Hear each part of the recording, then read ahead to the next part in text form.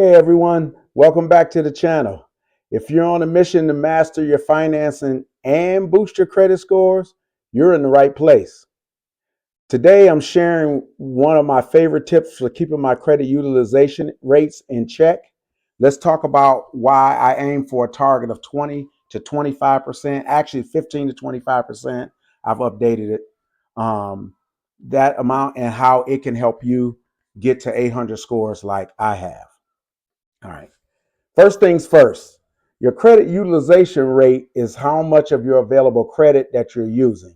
Now, it's calculated by dividing by what your actual balance is by the amount of your total credit limit.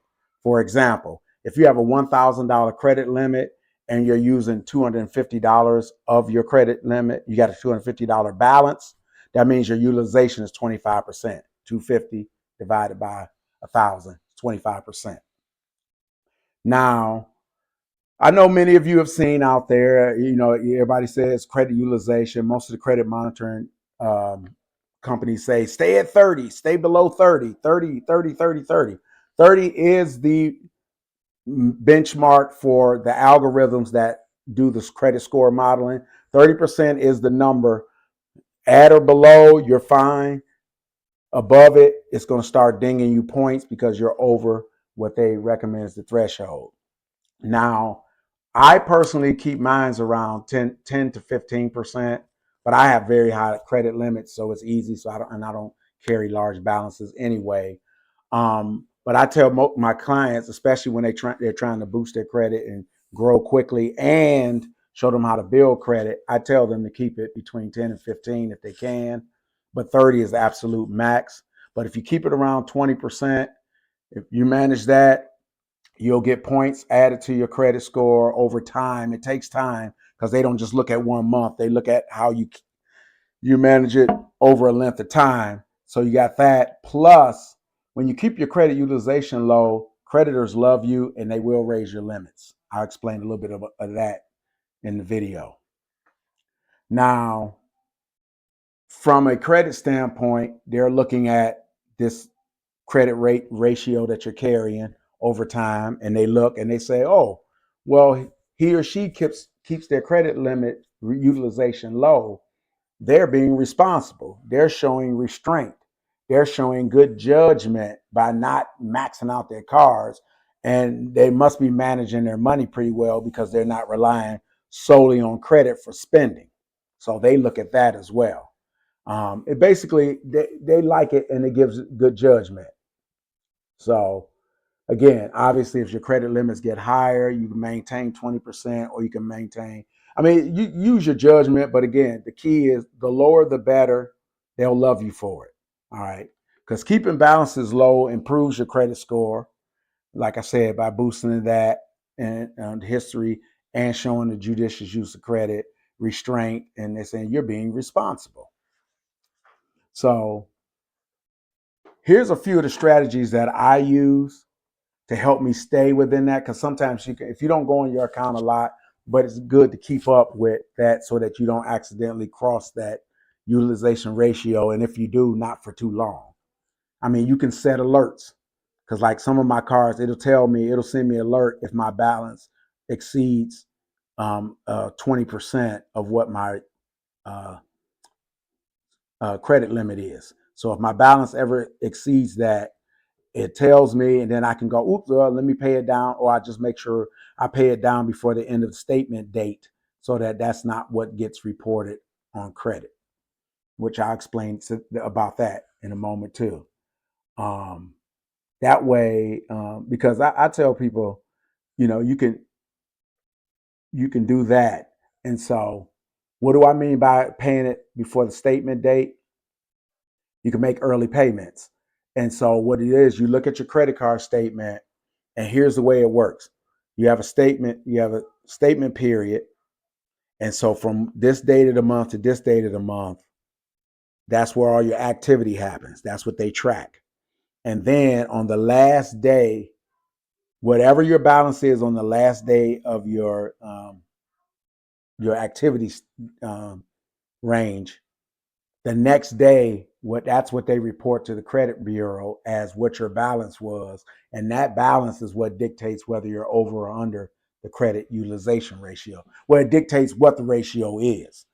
And so you got a few choices when it comes to, by making early payments and you pay it that way, you can make sure that your balance is not over 30% the day before they on the day that they report.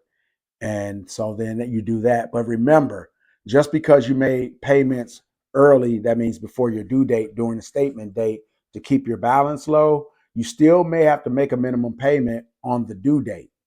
But just because you paid early don't mean you don't have to pay on that date, because what happens is you're making a payment within in this pay period, and so the minimum payment for the next one, it may not impact it, but you have to pay attention to that. So even after paying it down early, still pay attention to not your paper statement, but when you log into your account after all that's done, see if they've made an adjustment, because they may say no payment is due, or they may say you still got a minimum payment to make. But don't assume because you paid multiple payments early that you don't have to make a payment on the actual due date.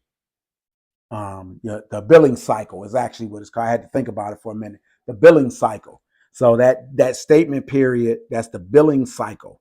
It runs from one day to another. And then when the billing cycle ends, the next day, that's what they report. Whatever your balance is, that's what they report to the credit bureaus as what your balance is. And that's what the credit utilization ratio will be based on. So you could either play it safe and never run your credit card above the 30%, or you can make sure you pay it down before the end of the billing cycle so that it reports below it. Either way is manageable. It just depends on how your cash flows and how you are at keeping track with such things.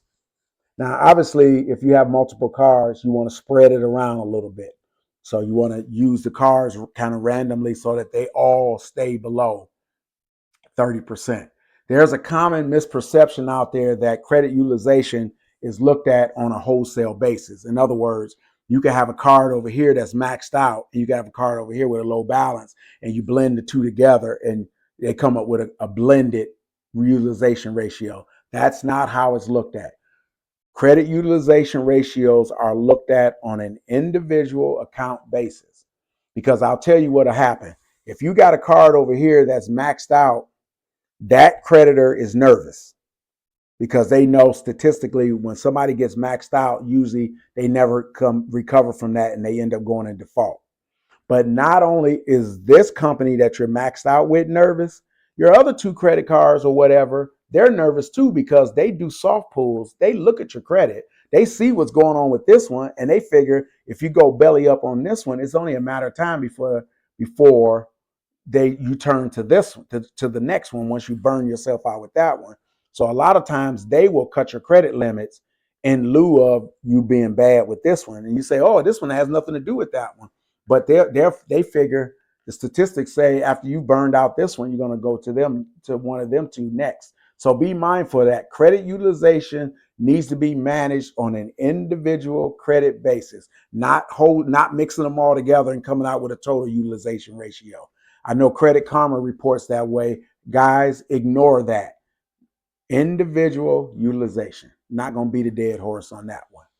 And then if you do find yourself in a situation where your credit ratios are getting a little high, it probably won't happen, but it's good. You can always try. Ask for a credit limit increase. If you got good credit individually, you haven't maxed out yet, ask for a credit limit increase. Especially because it's particularly difficult to manage credit utilization ratios when your credit limits are only $300, $400, $500. Don't really leave you a lot of room. But it is a starting point. I started from there. I know others that started from there. And most of my credit limits are above, all my credit limits are above $10,000. Some of them are above 20. So, I mean, that's over 20, 25 years of good credit, but you can get there. Anybody can get there, but no matter what your credit limits are, utilization is the same. It just gets easier to manage when your limits are higher because you got a lot more room to play. But I always say, I've explained to you guys in previous videos, if you've seen any other ones, I tell you about how I have 12 cards and I manage those. And my total credit limits between all my accounts is six figures, and my balances are nowhere near that. Of course, they're only a fraction of that. We're talking 10 to 15% across all the cards for various usage. But mine's is nowhere near high enough to be in jeopardy or worrying about anything like that. But remember, credit utilization is just one piece of the puzzle, but it's a big piece because you still got pay history you got to contend to. I've talked about that in a previous video, and then you got to deal with pay history is good. Obviously, utilization is good. Um, um, Mix of credit, that's important too, because they hate to see you with all credit cards, no loans, or all loans, no credit cards. They like to see a mix, 1 to 3 cards, one short-term loan like an automobile loan, a long-term loan like a mortgage is great. And then they like to see how you manage all of those things. Because with installment loans, you only got one job. That's just pay on time and in full. And you do that long enough, that's great. With revolving credit, like credit cards, you got to pay on time, pay the minimum, and you still got to manage the account credit utilization. So, but the idea is that by doing all of that, that'll open doors to better loan terms, because the better your credit, the lower your rates are going to be, the better your insurance rates are going to be, the better your job opportunities are, because a lot of jobs, they look at credit. um, and by having all of that, you'll have financial peace of mind. And with all the money you save with the lower financing costs, that's more money that you can invest to build your wealth. But we'll get to that later on, because I don't just like to help people with their credit so they can go out and do more discretionary spending.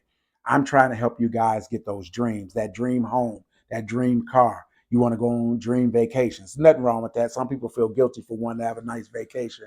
But I mean, it's the difference between a cruise or a road trip. I mean, road trips are cool, but sometimes you want to go on vacation and relax. You want to be able to fly and cruise or stay in a resort and not drive for the next week. Those type of things. Good credit opens up that doors to you, because I always tell people better credit means a better life if you use it correctly. So I hope you guys found that helpful. I hope there was some nuggets there.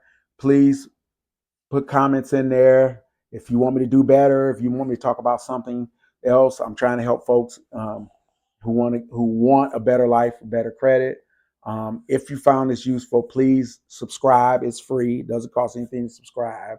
And hopefully, even better, share it with somebody else, so hopefully they can find this helpful and useful as well. And there's some other helpful links down there too if you want more information on some other things, including credit monitoring.